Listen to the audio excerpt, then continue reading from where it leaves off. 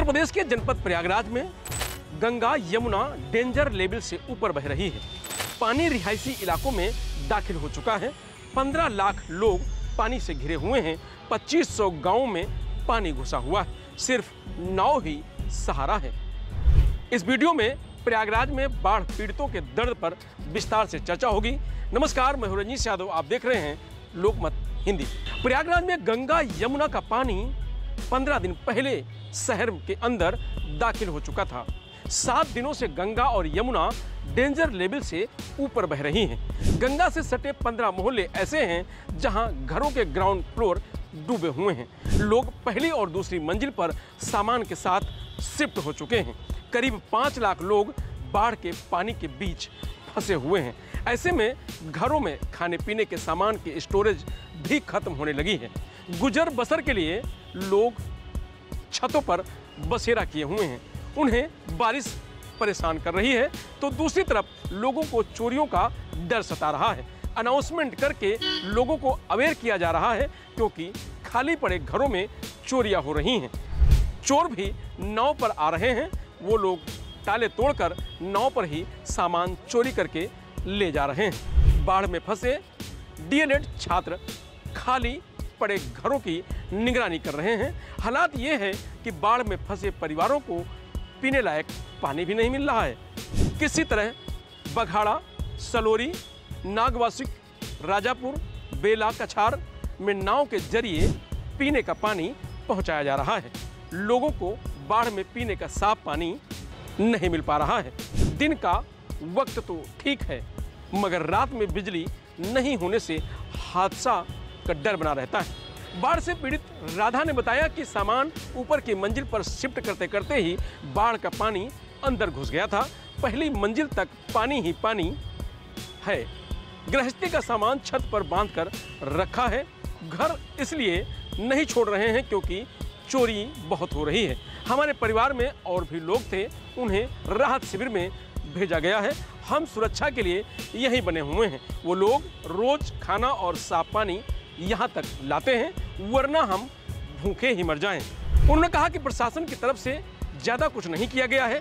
बस प्राइवेट संस्था वाले आते हैं, खाने के पैकेट दे जाते हैं, उसी से गुजारा हो जाता है। नहीं तो हमारे परिवार वाले ही खाना लेकर नाव पर आते हैं। प्रयागराज में बाढ़ के भयावह हालात बरकरार हैं।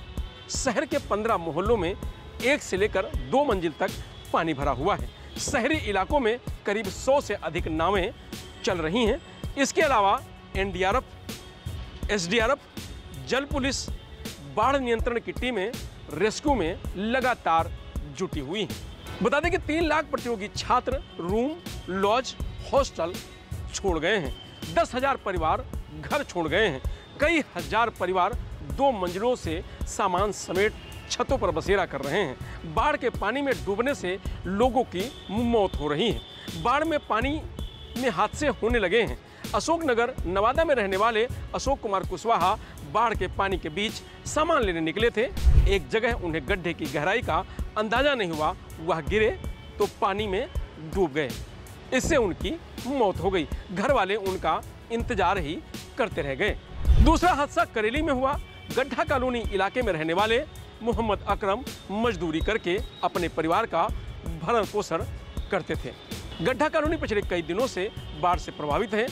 यहाँ लोग किसी तरह गुजर बसर कर रहे हैं। लोगों को घर का जरूरी सामान लेने के लिए नाव का सहारा लेना पड़ रहा है। 5 अगस्त को मोहम्मद अकरम भी नाव से सामान लेने घर से निकले थे।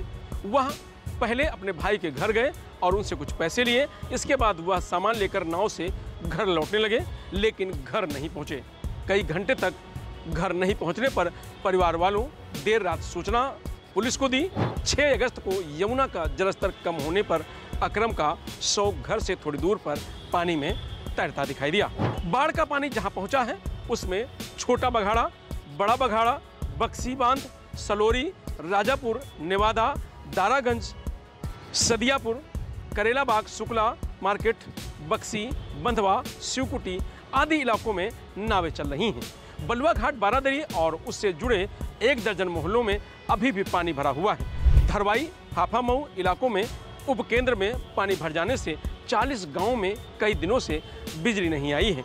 गंगा पार और यमुना पार के नैनी, अरैल, यमुना ब्रिज, छतनाग, बरदा, सुनौटी, झूसी, गारापुर, पुरवा, सूरदास, कजरिया, ढोल बजहा, कोहना, मुंशी का पुरवा, विश्वकर्मा मार्केट, हाफा मऊ, मनसैता, बहमलालपुर, नवाबगंज आदि गांवों में पानी भरा हुआ है। शहर और देहात क्षेत्रों में बनाए गए राहत शिविरों में करीब 10,000 लोग पनाह लिए हुए हैं। रेस्क्यू टीम हर रोज 2 से 3,000 लोगों को राहत शिविरों में पहुंचा रही है। शहर के जिन इलाकों में पानी भरा हुआ है वहां ज्यादातर प्रतियोगी छात्रों का गढ़ है। ये छात्र घर, रूम, कमरा, लॉज छोड़कर अपने घर चले गए हैं। प्रयागराज में गंगा यमुना डेंजर लेवल से ऊपर बह रही है। पानी रिहायशी इलाकों में दाखिल हो चुका है। एडमिनिस्ट्रेशन के मुताबिक 2500 गांव बाढ़ से पानी से घिरे हुए हैं। यहां रहने वाली 15 लाख की आबादी को अब नाव का ही सहारा है।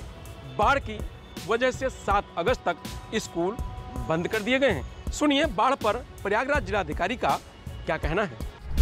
अभी अच्छी बात यह है कि पिछले 24 घंटे में हमारी गंगा नदी और यमुना दोनों में जल स्तर कम हुआ है। हालांकि यमुना में घटने की स्पीड थोड़ी ज़्यादा है, गंगा में थोड़ी कम है, लेकिन अभी संभावना यही है कि अगले कुछ दिनों ये घटने का ट्रेंड जारी रहेगा। हालांकि गंगा नदी में ऊपर कुछ पानी छोड़ा गया है, बट उसका बहुत ज़्यादा असर यहाँ पर दिखने की संभावना नहीं है, ऐसा सिंचाई विभाग द्वारा बताया गया है। सबसे बड़ा चैलेंज इस समय हमारे लिए यही है कि एक तो जो लोग विस्थापित हुए हैं वो लगभग हमारे 23 राहत शिविरों में रह रहे हैं, तो उनकी व्यवस्थाएं अच्छी रहें, उनको कोई समस्या न हो, इसके लिए हम लोगों ने कई सीनियर ऑफिसर्स हर सेंटर पे लगाए हैं। एडीएम लेवल के भी ऑफिसर हैं, 8-8 घंटे की ड्यूटी पर सीनियर ऑफिसर लगाए गए हैं, पुलिस के अधिकारी भी लगाए गए हैं, महिला कांस्टेबल रहे हैं, स्वास्थ्य विभाग की टीमें हैं, नगर निगम की टीमें, जिससे कोई भी दिक्कत ना हो। इसके अलावा जो पानी अब चूँकि नीचे जाना शुरू हो गया है, तो कई घर जो पहले पानी से भरे हुए थे वहाँ पर साफ सफाई और छिड़काव या नगर निगम की टीमों को हम लोगों ने डायरेक्ट कर दिया है और वो लोग काम पे भी लग गए हैं। तो साफ सफाई और छिड़काव होता है जिससे कोई संक्रमण ना फैले। एसडीआरएफ और एनडीआरएफ की टीमें और जल पुलिस अभी भी तैनात है और लगातार जब तक स्थितियाँ नॉर्मल नहीं हो जाएंगी तब तक वो लोग अपना काम करते रहेंगे। कंट्रोल रूम हमारा 24 आवर्स संचालित है। जो की ऑफिसर्स हमने लगाए हैं 2-2, 3-3 मोहल्ले में मीडियम रैंक के अधिकारियों को भी बांट दिया है, तो उनके भी नंबर को पब्लिक डोमेन में डाला गया है कि जिसको भी कोई समस्या हो तो सीधे संपर्क कर सकता है। स्वास्थ्य विभाग का रोल इस समय बहुत ही महत्वपूर्ण है, क्योंकि कहीं कहीं से कहीं सांप, बिच्छू इत्यादि के निकलने की भी शिकायतें प्राप्त हो रही, तो उसको भी वन विभाग और स्वास्थ्य विभाग मिलकर हैंडल करे और कोई भी किसी को बीमारी या ऐसी कोई रिपोर्ट होती है तो तत्काल हम लोग स्वास्थ्य सुविधाएं पहुंचा सकें। तो पूरी मशीनरी अलर्ट है, लगातार ग्राउंड जीरो पे काम कर रही है और हम लोग कोशिश कर रहे हैं कि स्थितियां नियंत्रण में रहें और सबको सारी सुविधाएं मिल सकें। नहीं, अभी कोई ऐसी बात नहीं है। लगातार क्योंकि रेस्क्यू की टीम हमारी एसडीआरएफ और एनडीआरएफ की टीम लगातार काम कर रही है और जहाँ कहीं से भी कॉल आ रहा है हमारे लोग जाके अटेंड भी कर रहे हैं। कल 1-2 जगह से सूचना प्राप्त हुई थी जहाँ पे कुछ बच्चे जो है वो क्योंकि पिछले कई दिनों से हम लोग एडवाइजरी भी जारी कर रहे हैं कि कोई भी नदी किनारे सेल्फी न ले या वहाँ पे तैरने के लिए, खेलने के लिए न जाए, लेकिन फिर भी 2 जगहों पे कल ये सूचना प्राप्त हुई जहाँ पर छोटे बच्चे वो लोग नदी में वो नदी के तालाब टाइप की जगह थी, वहाँ पर जाके वो नहाने के लिए गए और फिर उनके साथ समस्या हो गई।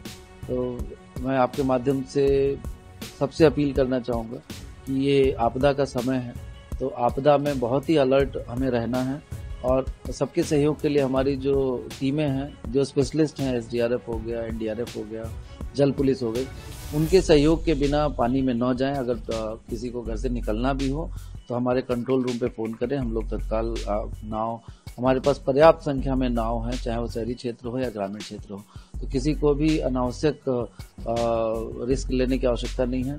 और ये जो फोटो खींचने के लिए या सेल्फी के लिए या रील बनाने के लिए तो एकदम ही नदी के किनारे जाने की आवश्यकता नहीं है। राहत शिविरों में खाने की क्वालिटी क्या है, समय से क्या खाना मिल रहा है, सब कुछ एकदम मिल रहा है और खाने की क्वालिटी को चेक करने के लिए हम लोगों ने फूड इंस्पेक्टर्स हर सेंटर्स पे लगाए हैं। शुरुआत में 1-2 जगहों से कंप्लेंट आई थी कि थोड़ा लेट से खाना पहुंचा, लेकिन उसको संज्ञान में लेते हुए हम लोगों ने एक्शन लिया, बहुत ही कड़ी कार्रवाई की और अब कहीं से भी कोई शिकायत समस्या नहीं है। टाइमली, क्योंकि हमारे पास फोटोग्राफ, एक जो संस्था काम नहीं कर रही थी उसके खिलाफ हम लोगों ने एक्शन लिया है और बाकी लोगों से सहयोग ले रहे हैं। हम लोग फोटोग्राफ्स व्हाट्सएप पे जब भी मॉर्निंग में ब्रेकफास्ट डिस्ट्रीब्यूट होता है या फिर लंच का टाइम जब होता है तो टाइमली डिस्ट्रीब्यूट हम लोग मॉनिटरिंग करते रहते हैं। तो अब स्थितियाँ एकदम सही हैं और अच्छी क्वालिटी का खाना हर जगह पर मिलता है। फिलहाल इस खबर में इतना ही।